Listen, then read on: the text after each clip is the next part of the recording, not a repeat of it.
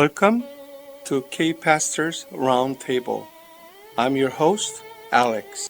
Today, we have very special guests. We have Andy Park and Pastor Roy Kim.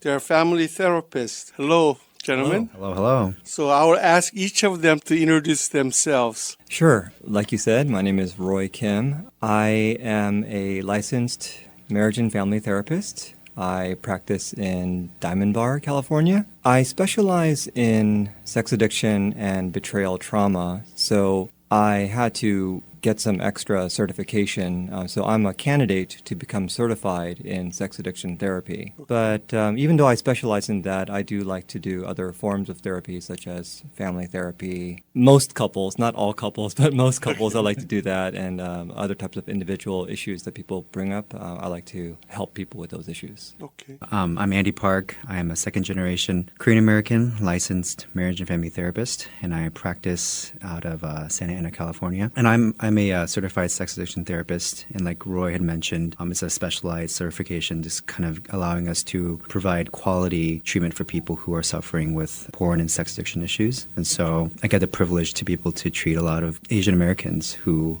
suffer with that. And alongside that, I love working with trauma and things that people have experienced as they're growing up that are problematic, and really helping young adults to kind of develop their identities. Let's go back to the very beginning. You already said, Andy, you are born in the States. Were you born here, Pastor Roy? Yes, I was born in Northern California. Oh, okay. Many years ago. And then along the way, I know that you became a pastor. Yes. So can I get a little bit of background on how you became a Christian and becoming a pastor? Sure. Well, I think becoming a Christian is a bit more of I don't know exactly at what point I came to saving faith, right. But I did grow up in the church, and I realized that I think maybe during my high school years is when I had a more profound encounter with my own sin, my sin state, as well as what Jesus was actually offering to me. Okay. Because prior to that, it was really more just about going to church and singing the songs and things like that, doing the skits and everything like that. But I did have a profound moment of understanding my sin before Him and the fact that He really was offering to wipe my sin completely away. That was it was unmistakable how big of a moment that was for me. And I think after that, I had my ups and downs in terms of my spiritual walk with Him. So throughout college, I think my faith grew and sometimes shrank, but also grew sometimes. But then after college is when I felt that, well, it was actually during college that I enjoyed serving in ministry. I was going to, university up in Northern California, and so I would commute back to my home church in Sunnyvale near San Jose, and I would be serving the youth group there on a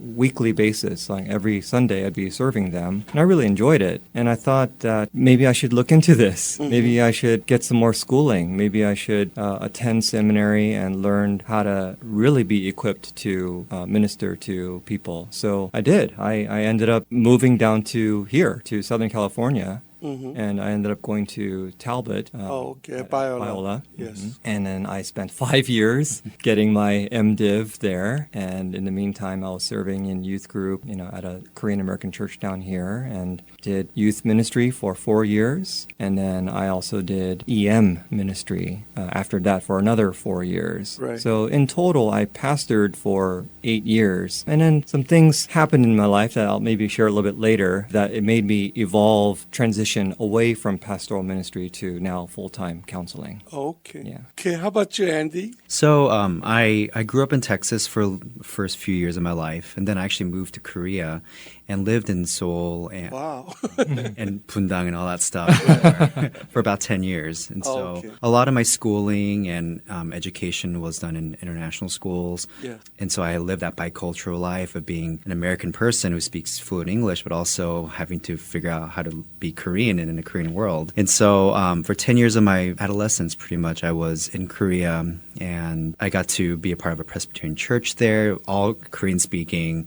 I was a sore thumb of being I'm the one who speaks English and try to fumble through everything. And so all my family was Christian, and my grandpa's a pastor in Michigan, and so it was very much like we're all Presbyterians. And so, but growing up, it was hard because as a Korean American, for me, I don't fully identify as Korean all the time. And so a lot of the cultural issues and the barriers that come with language and understanding and all the nuances of being Korean American was very difficult. So I felt very alone. It was hard to figure out like, where is God and all that, and how am I turning into a kind of person am I going to become. But yeah, towards sometime in high school, I think I really got to meet God where I was depressed and felt very alone and lonely. And I distinctly remember being at a retreat in some rural place in Korea. I know it's the irony of that. Just really experiencing what it felt like to be loved by God and to be seen by Him. And it was a profound moment, because then for me, that's where I consider that's where I really accepted God as someone who wants to make a change in my life and to make me a whole person who is full of joy and can, whatever God has for my life, just to be part of that. And so I really accepted Him there, and I really learned how to listen to Him and to follow Him, to grow, be a much more mature and healthier person. And so for the next few years in high school, I really became actually involved in ministry in church. I tried to do my best in Korean, leading things, and flopped many times, but whatever. Lots of grace in that. And I decided, this is something I really want for me. And so when I moved to San Diego from after graduating high school to go to university down there, it was amazing because I really wanted to be a part of the movement that God had in my life. So I was in 6 years of parachurch ministry in a varsity Christian fellowship, and that was amazing as I grew as a person, to learn how to love other people, minister, evangelize, and also to really deepen my own relationship with God. And I didn't know what I wanted to become. I didn't think I'd be a therapist ever. My friends still joke, like, Andy, I never expected you to be a therapist because you really sucked at listening. And so I was like, I don't blame you. But that's the amazing thing about God, is He continues to build us and transform us to be totally different people. And so as I was ministering and really helping leaders in my fellowship grow, I realized I wanted to be a person who helped people be more spiritually formed and to help deepen their relationship with God. And so I took 2 years of my college life just to really deepen that. And from there was kind of birth that I really want to be a therapist, because, I saw the intersection of how much God loved people and want to be intimately involved in their lives. And then just the natural skill set of listening and guiding, but not, forcing people to be a certain way. And so that kind of really shaped me to be the therapist I am today. I love what He's creating me to be, and from there just kind of took off to going into seminary, Bethel Seminary in San Diego, and to really learn how to integrate theology with counseling. And my heart really is to continue to minister to people through counseling, which is my grandfather's wish, is that I become a minister, but this is being a minister in a different way. And this is perfect for me because I get to step outside the church, but also be a part of the church at the same time. By the time you were in college, did you have resolution of who you are as a person, Korean American, or image of yourself? That's always a work in progress, I feel like, because being Korean American is also, there's no defined rule what that looks like. Right. And what percentage of American do you take on? What percentage of Korean are you taking on? And so there are a lot of moments where I kind of almost sometimes hated being Korean American or even Korean, because the culture was so counter to what I found was so freeing in Jesus, is you don't have to be a certain way. But for me, learning how to embrace that and to understand that a lot of Koreans are bound by a certain culture. And I love being able to sit with people and gently challenge certain things that are toxic parts of our culture. And it's not just Korean culture, it's American culture too. And how do we find freedom in that? And how do we find where God loves us in the midst of that too? How about you, Pastor Roy? Did you have any issue of being identity-wise? Oh, sure. I think maybe throughout my whole childhood up until college, I think I wanted to be white. Okay. Yeah. Same. I grew up in a white neighborhood. I grew up in a predominantly white elementary, junior high, and high school. Yes, I went to Korean church along the way, but especially once I started liking girls and noticed that the girls didn't like the Korean guys, the girls liked the white guys. Okay. I was like, man, why'd I have to be Korean? And I didn't like my last name. It sounded like a girl's name. Yeah, I fought against my culture for a long time. But I think it's when I entered into to college when there was an explosion of the population difference from what I was used to now, like, my school being, 45% Asian. Right. I'm like, whoa, this is a brand new world here. And I started to embrace my Koreanness more. And I think over time, though, like you said, it is a work in progress. For me, I think it fluctuates. I think my measurement is I tend to feel the most Korean when I'm watching the most Korean dramas. Okay. Or when I'm actually in Korea. I think when I'm surrounded by the culture, I feel more Korean. But then when I'm away from the culture, I kind of get back into the middle ground where I'm a blend of both. So it kind of, I think my environment influences the way that I perceive myself sometimes. Usually the part of you that feels Korean part is usually has to do with either food or language. So was there a limiting factor for you? I mean, do you enjoy Korean food, or do you speak Korean language, or? I do. And I mean, being in Korea for 10 years, you kind of find that your favorite foods are Korean. Okay. The ones that you never hear about very often. But yeah, I do get to speak Korean. But, being in the mainstream kind of white culture, you kind of lose some of that. And so I find myself kind of stumbling sometimes here and there. Yeah. I do love Korean food. I'm married to a Chinese woman. Okay. And so I think because we often eat the cooking of her mother, I've been devoid of a lot of Korean food lately. Okay. And I definitely, I feel how much I miss it. I mean, her mother's an amazing cook, and as far as Chinese food goes, it's fantastic. But still, I have that craving of wanting Korean food. The familiar taste of growing up, Because I mean, my own personal experience, I met a third generation Korean girl at one time. This is many years ago, and she didn't speak Korean. She didn't eat Korean, and yet she was just exactly what Korean's supposed to look like, with the long hair. And so first time I met her in the church, and my challenge to her was, you look Korean, everything about it says you're Korean, and yet you don't do anything about Korea in terms of food or language. And so I encouraged her to, start eating some Korean food, and ultimately she ended up going to Korea and ended up marrying a Korean man. Oh, wow. As a third generation Korean American. I always felt that food or language is going to be the really one that takes you into the culture. And all Korean culture is stifling, to say the least. But what it is, we can change that. I wanted to ask you, Pastor Roy, since you married a Chinese woman, how does your family react? Or do they care, or do they make comments about that? You know what? It's interesting. They love her, and they fully embraced her and her Chineseness and everything like that. What's interesting is that I think that because she's Chinese, they have less expectations of her as far as like how she should act, because there's no rational reason why they should expect her to behave in a Korean way, right? Because she's not Korean, right? And so I think that actually reduces the pressure on everybody, on me, on my wife, on my parents. I think they can just naturally enjoy her as she is. Okay. Whereas I think that if it were a Korean person that I had married, I think they were, I don't know, I think maybe even I would feel some pressure or tension, some certain expectations. Right. They need to be met, and are they being met, and how can I make them met? I think I'd feel that pressure. I think maybe everyone on every side would probably feel that. Now, is there some barriers because of language? Yes, because we now all have to speak English when we're together. Right. And my parents, they're okay, but of course their natural language is Korean. But I think I'd rather have the freeness, the freedom, the lack of expectation. That feels more comfortable to me.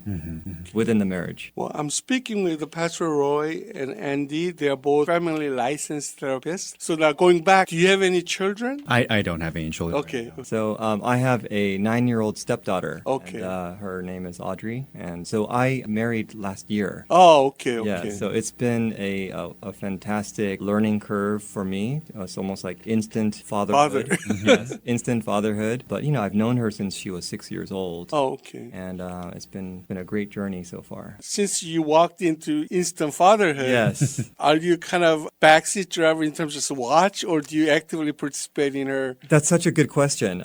It's something that I think about often is, as a stepfather, what exactly is my role? Do I say something and undermine the relationship that they've built over 9 years? Right. Do I say something in private, with my wife, and then together we say something to, our daughter? There's a lot of different ways that people have handled situations like this, but it is still a learning process for me. But what's great is that my wife she's easy to talk to regarding these things. Okay. So I have a lot of optimism in the way that we'll be approaching, parenting her. And the most recent subject that we're going to tackle is, she's now in 4th grade. And so eventually we need to start practicing or preparing for the sex talk. Right. What is sexuality? And because she's going to hear a lot of bad things at school from her classmates, so we want her to hear it right from us first. Right. But we get a bit nervous about broaching the subject with her. Okay. But we'll make it. Okay. So now taking one step back, Andy, you decided to go into the route of become a therapist. Mm-hmm. And so in that sense, I know you described a little bit before, but what made you really say, this is the way that God has really led me to become a family therapist? That's a great question, because part of my story really is about finding out who I am and what I'm really good at. And so there are therapists out there who are probably not the best therapists, but they want to help people. And so Right. The underlying pinning of all therapists, they have an underlying drive to want to be helpful to people and be resourceful. But for me, that was a little bit there, but mostly it was like I really felt like people gave me the feedback that I was really helping them process wherever they were in life. And that was like a game changer for me, because I was like, that's a key of any therapy session, is how do we sit with where people are at, not force them to be someone else or something that we want them to become, but really be able to tackle wherever they are at and to really join in with that and be empathetic in that. And I think that for me was a natural gift that God had given me, just really developing that empathy kind of part. And that is what I've been told is kind of what it's my superpower, and I think that's kind of what propels me and continues to be. And I've been in practice for over 6 years now, and I've been loving every moment of it, even though it's been really hard learning how to be a therapist for all different types of people. But one thing that remains consistent is I'm able to be myself and to not have to force anything on other people, and allow people to share their stories and to help them heal in whatever directions they find is healthy. Is bulk of your client, are they Asians or Koreans or non-Koreans or non-Asians? The funny thing is that actually, most of my people in my practice are Asian American, and mostly men too, which is perfect because there's not a ton of Asian American or Korean American therapists out there. Right. So they all seem to somehow find me, which is great because that's a very easy in. And Orange County has a huge Asian and Korean population, is one of the bigger Korean populations in California. And so it's great that I'm just that resource. And so, most of them are. And that's my passion, is to work with men, and especially young adult men who are Korean American. How do you get over the stigma of, because Asian men in general, or even Korean men, going to therapists is like taboo kind of subject. How do you get over the initially? Because when they come into, obviously, to your office, you have to draw them out to talk to you. Mm-hmm. Is it easy, or is it a very difficult process? Well, I've been blessed to have people who actually have come to a crisis point. So we as therapists realize that most people come to therapy because something isn't working in their lives, right, and they're in pain, or their marriage is about to dissolve, or they're in uncontrollable addictive behaviors, and they're about to lose their job, or or finances, and so they're like, I need help. So they usually come in somewhat ready.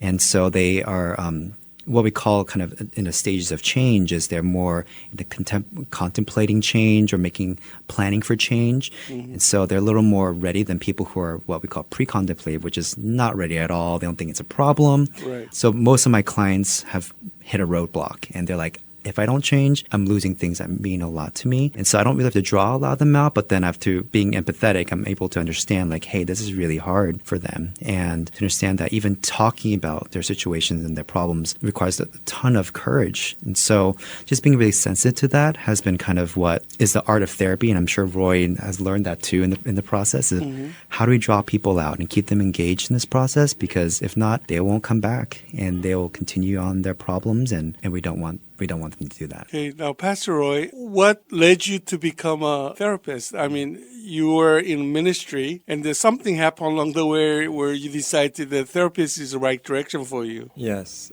So I could probably pinpoint two big things that happened. So I guess it happened. So maybe the first thing to explain is that my entry into pastoral ministry in retrospect wasn't just about, I want to be, ministering to people. There was a real selfish part of it as well that I didn't understand while I was in the middle of it. Okay. And it was when I was in college, I was so positively influenced by great pastoral mentors. They would, come speak on a weekly basis. And I noticed how much great influence they had on the students. Yes. I wanted that. Okay. I wanted that kind of influence.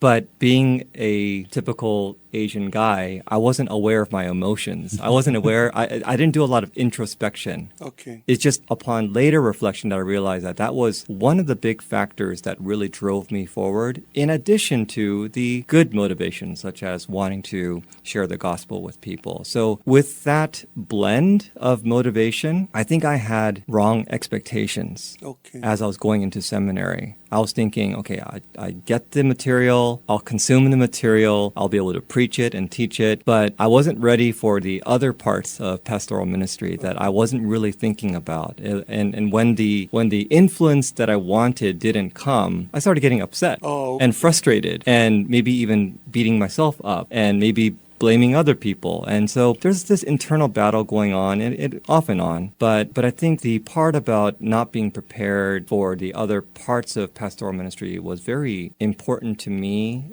I don't think I knew how to cope with the kinds of expectations that were placed upon me as a Korean pastor. So in other words, I think it was a gradual burnout for me. Okay. After 8 years, the more that I pastored, the less I wanted to pastor.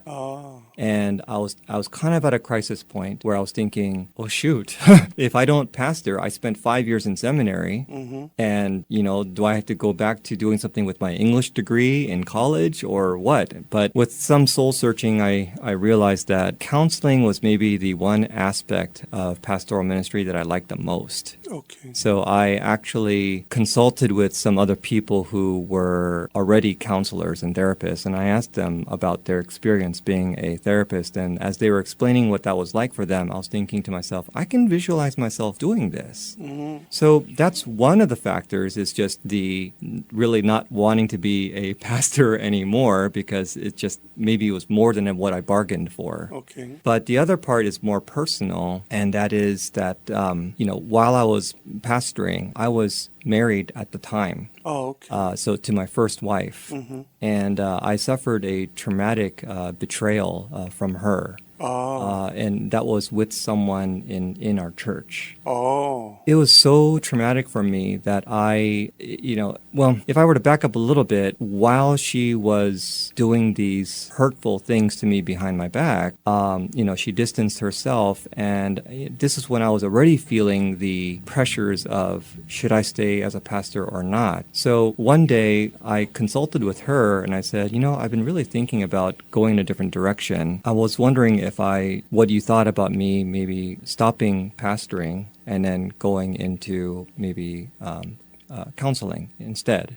And she told me, that's a great idea, because I don't like being a pastor's wife. Now, that to me was the X factor that pushed me over that line, because I was thinking, well, if my wife doesn't like being a pastor's wife, I'm not going to force her to like being a pastor's wife. And so this is kind of a no-brainer for me. Of course, I'm going to go ahead and step down, and I'm going to pursue this other thing. But this was all during the time that she was having this affair behind my back. So that was the very strong push that I needed to get out of pastoral ministry and into the counseling field. And it was only after that time that, I entered into my own real personal crisis of grief and trauma and trying to recover from that. And thankfully, God was by my side, even though I pushed him away, but he never forsake me. Wow. And eventually, as I came to my senses and got some healing, I was able to realize like how faithful God was to me that whole time. Mm-hmm. Yeah. Wow, that's a tough story to share, but I can also see the natural progression of why you became a family therapist. Yeah. And I'll tell you, when I was pastoring, some of the listeners might understand the Myers-Briggs inventory, where it's kind of like a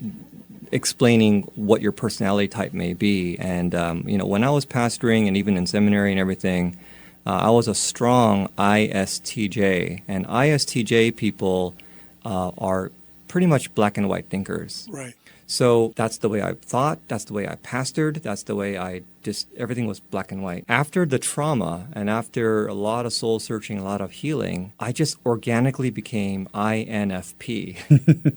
And I think a lot of therapists end up becoming like either a P or an N and an F, maybe an E, but still, I think that either the N and the FP started to get stronger. And I realized that if not for what I went through, I don't know whether I would have the same amount of ability to understand people's pain and to sit there with their pain and to shoulder that pain with them, if not for what I went through. So is it a blessing in disguise? Maybe. I wish it didn't have to happen like that, but I am grateful to God to allow that kind of horrible memory to be recycled into something that I can use for ministry. Thank you, Pastor Roy, for sharing that story. And thank you, Andy, for being here today. Thank you for being here with us today. Thank you very much. So much. K-Pastors Roundtable is a discussion program for today's English-speaking Koreans and Christians. We will discuss the current issues and important issues dealing with our community. Your participation is very important to us. You can send in your questions or comments via email kprt316@gmail.com. You can hear our program on AM 1190 in Southern California on Saturday and Sunday at 1:30 p.m. You can also find us on YouTube channel K-Pastors Round Table. Please join us. Thank you.